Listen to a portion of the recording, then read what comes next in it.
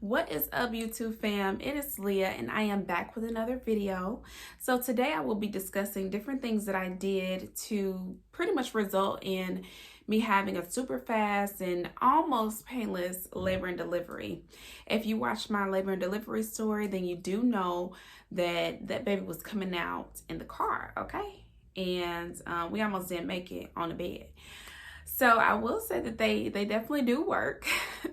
So if you're interested in this video, just keep watching. I know what you like, baby. I know you like it, so baby, don't fight it, no. Can't make me feel the way you made me feel. I'm hoping that it's real, baby. All right, I do first want to say, I have been absent for a while. For a minute, okay? I do realize that. So I want to just give a shout out to all of my subscribers who have been sticking with me, all of my new subscribers. Hello and welcome. Thank you for subscribing. Your girl has been busy, okay? It's been tiring, all right? So just imagine, I'm going back to school, I'm working, I still design, and I'm revamping my business. Got 2 older kids and a baby, plus my husband. You gotta count them as a kid too. So it's just been a lot, plus all the motherly, wifely duties. Your girl is tired, okay? But here I am, and I am going to be producing a lot more content, so just stay tuned. It is tiring, but I can't complain because we are on the road to success, and that just comes with it. So it is what it is. So thank you guys so much for rocking with me. I appreciate all the love and support. All right, so let's get into this video. Before I tried anything, I did a lot of research based off of just me and my body and just what I felt like would work for me best. And the result that I wanted. Some people, as you know, that I've been very vocal about, I wanted a natural labor and delivery. One thing that I did want to try was hypnobirthing. I have heard a lot of great things about it. I was very skeptical at first because I was like, stop playing with me, yeah, right. That's not gonna work. Like putting a spell on me, it's not gonna take that pain away, okay? So stop playing with me. But I did my research and I tried it. I was like, why not? I mean, I had a lot more time on my hands when I was pregnant. I did still have a lot going on, but I had a lot more time on my hands, so why not? So as I did more and more research, I was just so interested, and I was like, I have to see for myself because they lying. It can't work. So I did get this particular book. I don't know what prompted me to get this particular book. I think they had really great reviews. It was something about this book, and I actually got the Audible via Amazon, and I listened to it. So I would take my bath and I would listen to a couple of chapters.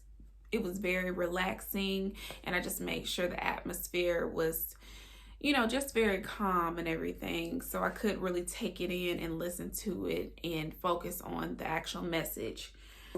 It is a lot that goes into hypnobirthing. However, the main points that I took away from it is it teaches your mind how to cope with pain. This particularly, obviously, I forgot what it's called, but Hypno period focuses on, it's kind of like hypnotizing, I guess, but hypnobirthing pretty much goes in, teaches you about pain in general, and that it is a mind thing. Even though it is physical and you can feel it, it's mainly in the mind. That's what it teaches you. And it gives you a mental description of what's going on with your body. It gives you that focus, and it overall teaches you this is natural. That's what I kept thinking. This is natural. My body is doing what it's supposed to do. It lets you know the calmer that you are, the faster that labor and delivery will happen. And that's literally what it did. So, you know, throughout the pain, when I would get contractions, I was just breathing through it, and I was just mentally, I was just happy that they were happening. Because if you're just tensing up and you are just sitting there just focusing on the pain and like, oh my gosh, it hurts so bad, your body is going to work against that. Your body has to contract and, you know, work the baby down, but then your body is also having to fight you because you're tensing up and you're just not letting nature take its course, which is your body do what it's supposed to do during labor, which is contract. It just puts your focus elsewhere, so you're not focused on that pain. And if you do so happen to think about that pain, it gives you something else to think about, if that makes sense.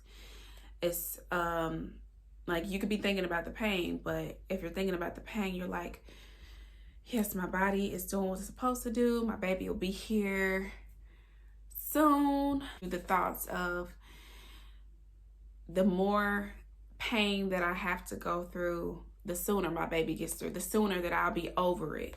So versus, oh my gosh, it's so painful, like just get this baby out of me, you know. So it gives you more positives to focus on than the negatives. The more that you're focused on the positives, and the more calmer that you are, the more clear and calm and peaceful, the quicker that it will be over. And that's where I'm at. That's where I was focused on. I was like, let this be done, okay? I know we're going to have to deal with the pain regardless if you're getting an epidural or not. At some point, you're going to have to deal with some type of pain. So I'd rather deal with pain on the shorter end of the stick versus continuously screaming and like, because it's not going to help anything. That's what you got to focus on. Like me being upset and screaming and stuff, it's not really helping anything. It's just prolonging the process for you. So, and why not bring your baby into a calmer environment where they're not like stressed out and frightened, you know?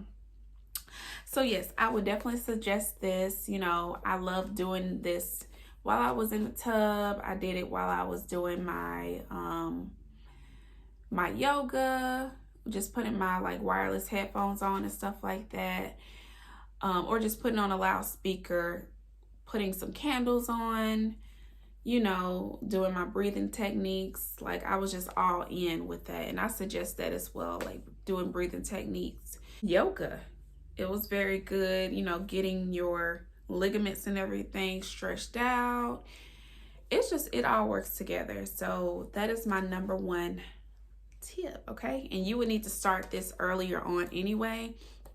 I started this maybe like, I mean, you can always listen to the Audible book earlier on, like 20 something weeks maybe.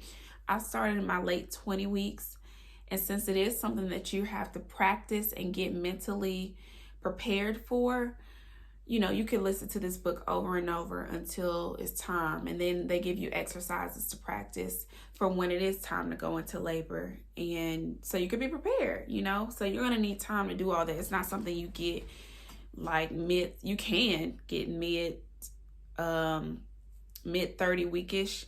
But, you know, babies can come at any time. So I would definitely suggest mid to late 20 weeks. Go get this. It was like, I don't know, $5-10. It wasn't much at all. So I definitely feel like if you're gonna like take it seriously and stuff, it's a great investment, even though it's only like $5-10.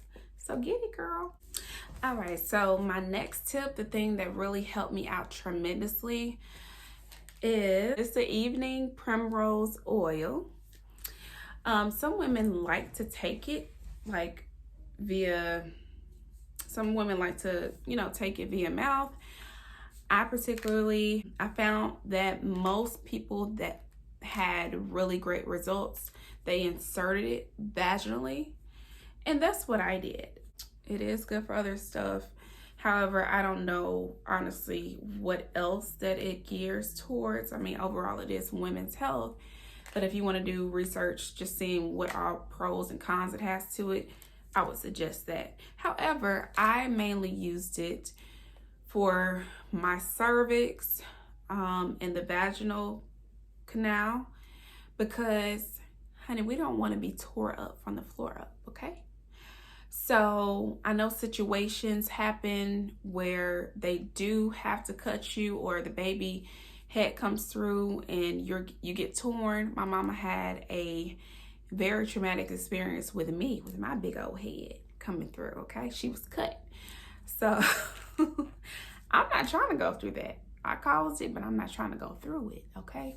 When he was coming out, because he was just ready to get out of there, when they finally put me on the bed and he was still sliding on out, that was the only thing. Like, all of my birth stories, I remember one of my main things were, please don't cut me, please do not cut me. That's what I was saying. Please do not cut me, okay? And they were like, we are not gonna cut you, ma'am. Where are you getting this from? I'm like, did I tear? Let me know something, please. Like, I need to know ASAP. So it was serious for me to get something, you know, because that was one of my main concerns. I know it's not even just about being torn. Like, it's a lot of aftercare, and, you know, it's just, nobody wants to if we can prevent it. So anywho, what I did was I inserted, like, as I was earlier on in my pregnancy, I inserted 1 capsule, but I didn't wait. I waited till like I was around 30 weeks because I didn't want to bring on any labor or anything like that. So I did wait until then. Then as I got to like 34, 35 weeks, I started inserting 2. I was thinking he might come earlier.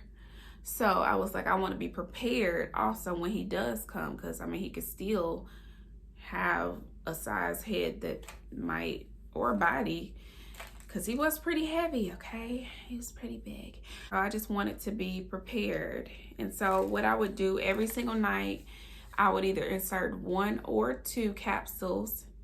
Well, first, what I did before that, I would get in the tub and I would massage the outside of my vaginal canal. I would stretch it and massage it like this, okay?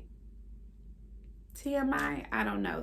I really don't feel like there's TMI with pregnancy and labor and delivery, but that's what I would do. I would do this outside of it, or you could get some oil or something and do that every night just to stretch it out, make sure that it's like has some elasticity to it, because that's what's going to happen during labor. Delivery. This is mainly to soften the cervix, but you'll still have some oil that drips down, you know, after you put the capsules in. I would just put the capsules in, lay down for the night, make sure that I'm good. I mean, I was pregnant, so I did have to go and use the restroom several times per night, but overall, the oil did stay in, and it really, really helped with softening my cervix. So not only does this help with, you know, you not ripping and tearing, because it does formulate to an oil, because overall it is an oil, it's just in capsule form. But one of the main things that it does is it softens the cervix. So in order for the baby to come out and dilate quickly, you have to be dilating, and then your cervix has to be soft and thinning. So this helps with the softening part of it, because it's up in your vaginal area.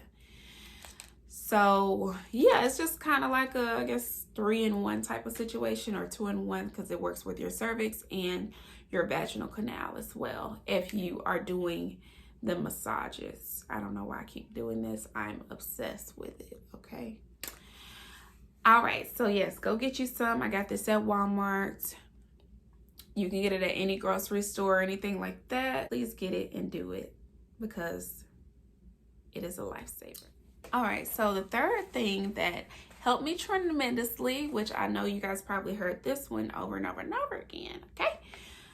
But it is these raspberry leaf tea bags. Honey child, boo baby, okay? I love me some raspberry leaf tea bags. I mean, I just love me some raspberry leaf tea.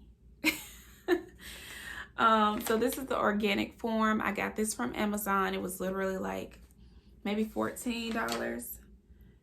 I think it's like 100 in here. Yeah, it's 100 in here.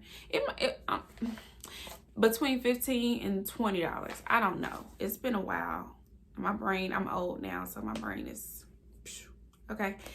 So this actually helped me tremendously with everything.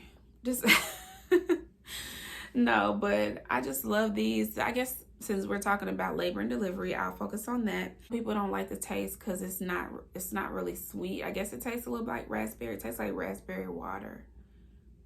Unsweetened raspberry water, I guess. But I particularly don't need anything sweet. I love tea. Naturally, I love tea in general. So it tastes good to me. But y'all might want to put some honey in it or something. I'm just warning you. Because it's not all that sweet. It helped my body just get together. I don't know what it was doing in there, but it did what it needed to be done. Okay? So it got my body together. I could feel the contractions. I would not suggest starting this early on.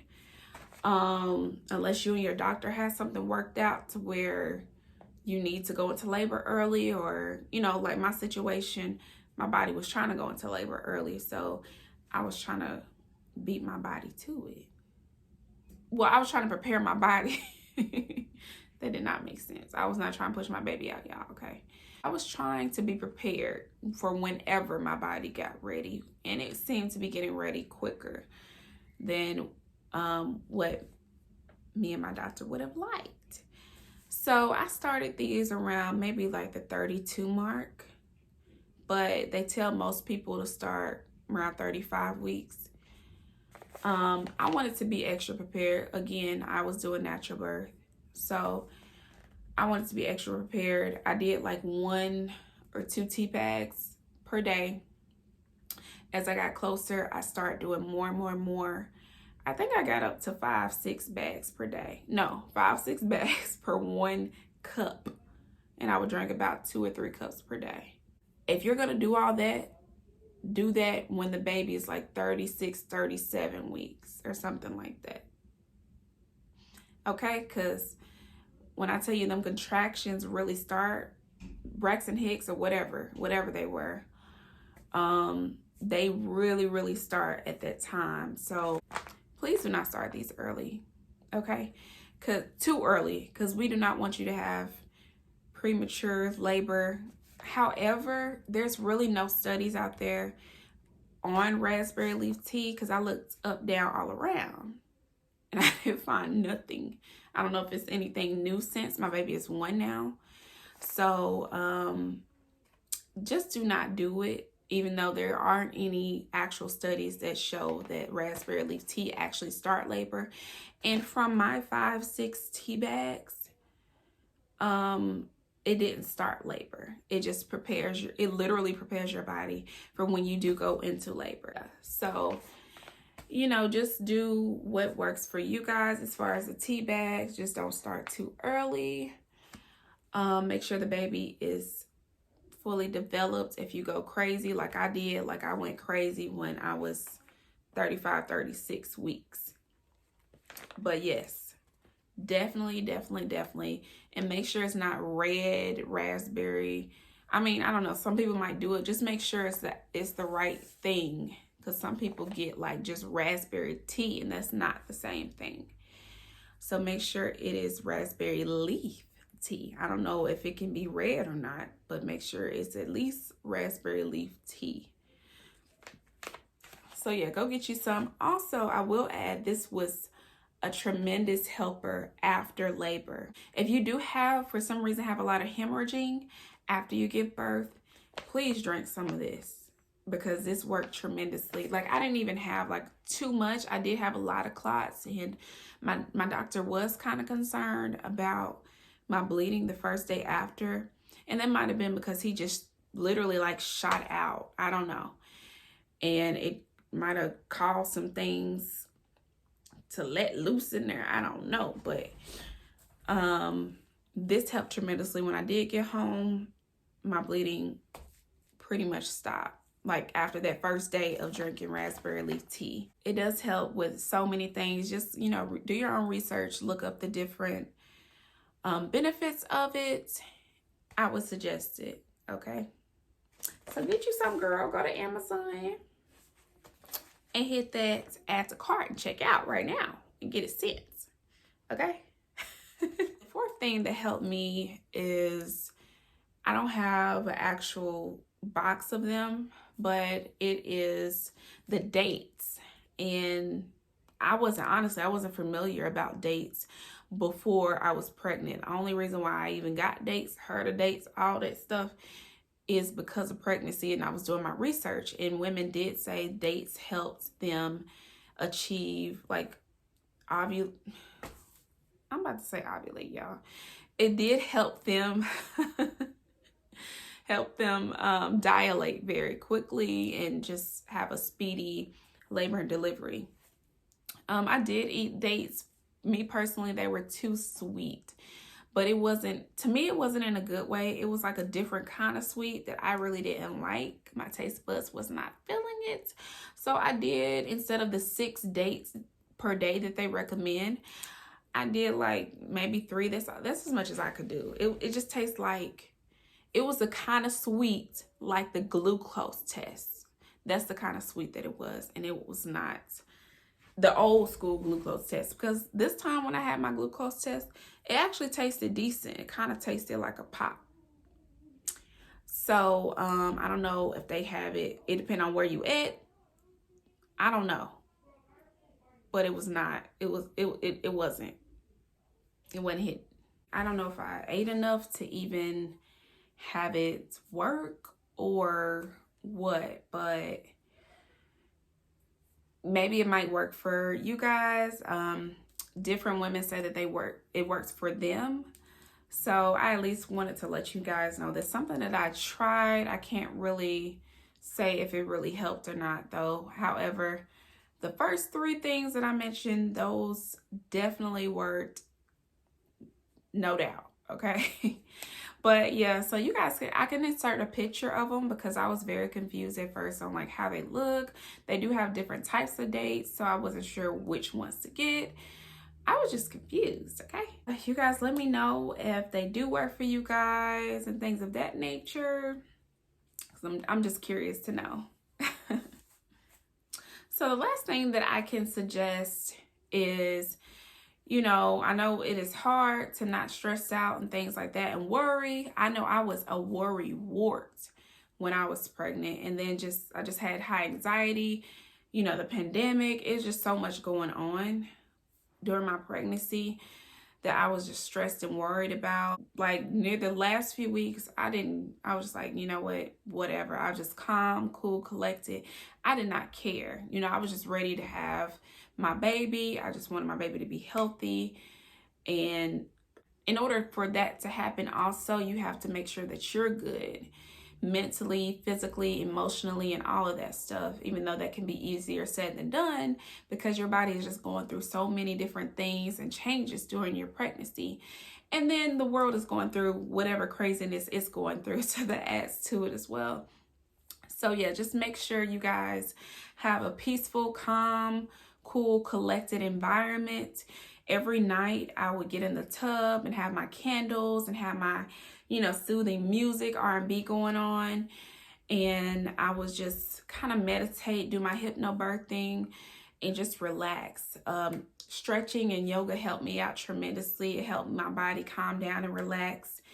And a lot of women, you know, are able to work out and stuff. That's what I really wanted to do during this pregnancy, is work out. But, you know, unfortunately, during my pregnancy, a lot of the gyms were closed, and I was just scared of contracting the virus also while being pregnant. So, you know, I did what I could at home, but a lot of my plans during pregnancy just got canceled out due to COVID, unfortunately. So it was just a bummer, and, you know, which led to a little bit of depression, which I will talk about in my next video, depression in pregnancy. So, you know, just love on yourselves, ladies, and love on that little bundle of joy. Make sure you have positive, peaceful positive, peaceful, stress-free people around you. Drama-free. Big on drama-free, honey, because these people are local. Okay? Try to enjoy your pregnancy as much as you can, because it definitely does make a difference. I wish you guys the best and a smooth sailing, peaceful, pain-free labor and delivery.